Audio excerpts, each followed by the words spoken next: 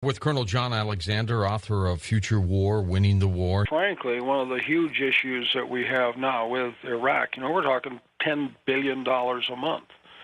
And we're stripping money off of virtually every other project. I do a lot of work in looking at the research and development of the military, and there's so much we're not doing just because we have to fund the war in Iraq.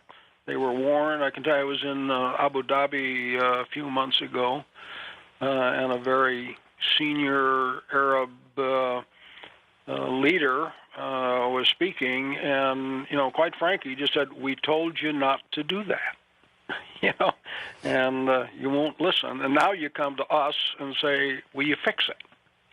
Well, the problem with regime change is that you don't know what you're going to get after, and quite frequently the solution is worse than the problem. People start losing their homes, and I don't think they're doing anything good enough.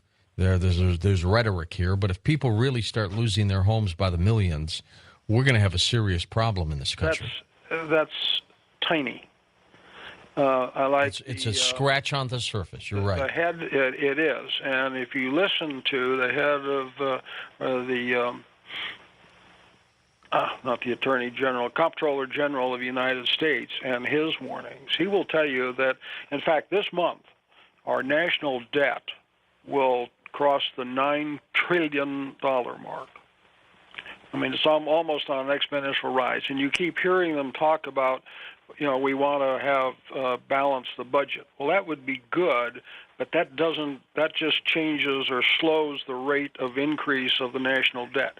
The other problem, the $9 trillion is bad, but he will tell you that there is $56 to $59 trillion debt coming down behind this. Do you imagine how much money we spent in Iraq that could go to fix bridges in this country? Just bridges? Fix a lot of things that,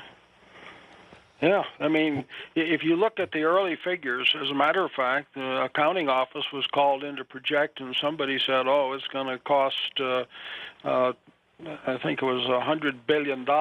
And they fired the guy. They said, "You're out of your mind." Now we're spending that a year. The people won't listen. That's true. Were you a supporter of the war back in 2003? Well, I was busy then, but I certainly thought we needed to do Afghanistan. I've been to Afghanistan and worked there for a while. That certainly needed to be done, but I could not follow the logic, the issues of, the connection to Al-Qaeda and all of that being so tenuous. And again, you hear the people inside the system who said that they were waving the flags, and the people receiving the information just didn't want to hear that.